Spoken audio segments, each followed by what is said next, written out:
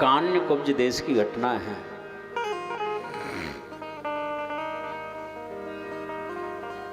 एक अजामिल नाम के ब्राह्मण रहा करते सजन, बड़े ही धर्मात्मा थे, लेकिन कुसंग में पड़ गए सजन। जिस संग का रंग बड़ा प्रभावकारी होता है। हान कुसंग सुसंग तिलाहु, लोकहु वेद विदित सबका।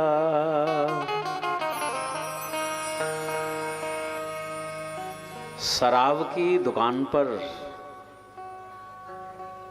बैठ करके भले ही आप दूध पिएं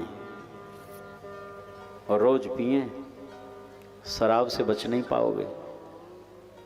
संग का रंग लगेगा। अजामिल जो है वेश्या से संपर्क हो गया, उसी के साथ में रहने लगे।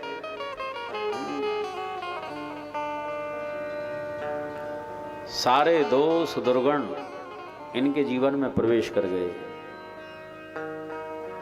जुआ ये खेलते,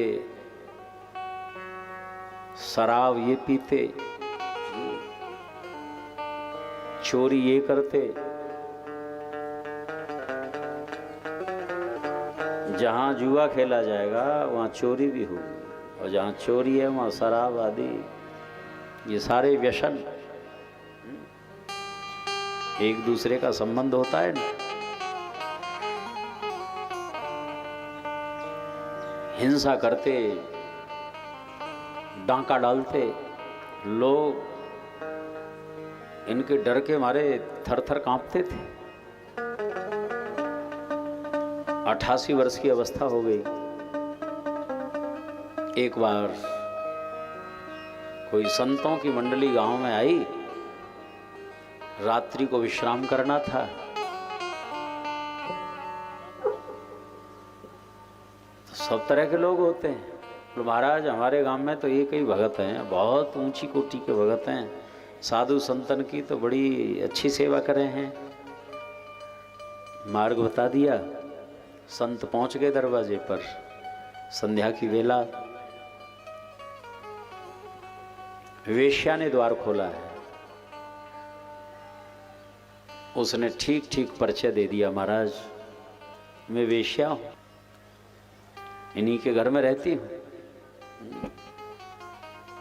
आने ही वाले होंगे, चोरी डांका डालते हैं। अब संतों ने ये बात सुनी तो बड़ी घृणा हुई। चलो ऐसे पापी के घर में हमें नहीं रुकना चाहिए। लेकिन संतों के जो महंत हैं उन्होंने कहा कि नहीं, आज हमको यही मुकाम करना है। दुनिया में सुधरे लोग हैं वो तो अपने सन्मार्ग पर चल ही रहे हैं। जिसने कुमार्ग को अपनाया है उनको सन्मार्ग दिखाना, बिगड़े हुए को सुधारना हम संतों की जिम्मेवारी है। आज यहीं विश्राम करेंगे। सबने अपने अपने आसन लगा लिए, ठाकुर जी की रसोई बनाई, भोग लग रहा है, पद गायन कर रहे हैं। भोग बढ़ने के बाद सभी संत महात्मा प्रसाद पा रहे हैं, जय जयकार करते हुए। जय जयकार कितनी देर की जाती है हमारे यहाँ, है ना? कम से कम 400-500 जय बोली जाती हैं। रामकृष्ण देव की, अवधपुरी मधुपुरी की, कोठारी भंडारी की, रसोईया पुजारी की, महाप्रसाद की। संतों ने प्रसाया। इतने में आ गया भगत अजामिल।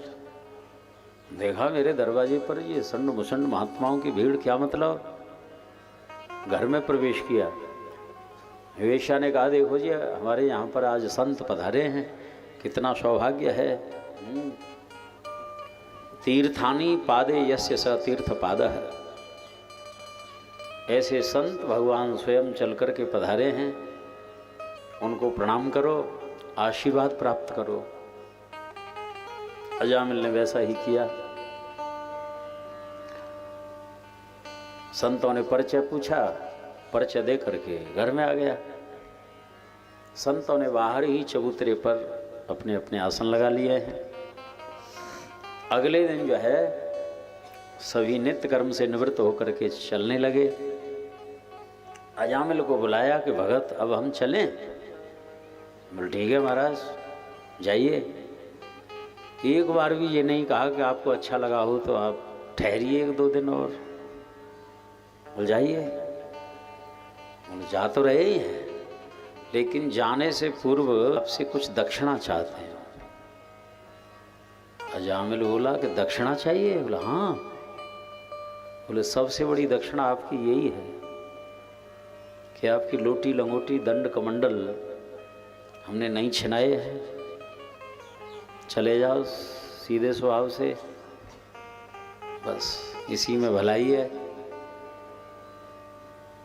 संतों ने कहा कि भगत हमें किसी द्रव्य की दक्षिणा नहीं चाहिए, कोई आटा दाल भी नहीं मांग रहे तुमसे, फिर क्या दक्षिणा चाहिए? बोले एक वचन की दक्षिणा दे दो। बोले वचन की कैसी दक्षिणा होती है? कि तुम्हारी संतान कितनी है? कि महाराज 9 बेटा हैं। 9। अच्छा, उनके नाम? सबके नाम बताए। सटक हुआ, चटक हुआ, भटक हुआ, टिंकू, पिंकू, टीटू, पीटू, घसीटू, सब व्यर्थ के नाम। संतों के मुख से निकला कि भगत जो 10वां पुत्र होगा ना, संतों के श्री मुख से पुत्र के लिए ही प्रारब्ध की ऐसी प्रेरणा कि 10वां भी जो होगा पुत्र ही होगा। उसका नाम जो है तुम नारायण रख देना, बस ये वचन की दक्षिणा दे दो हमें, नारायण।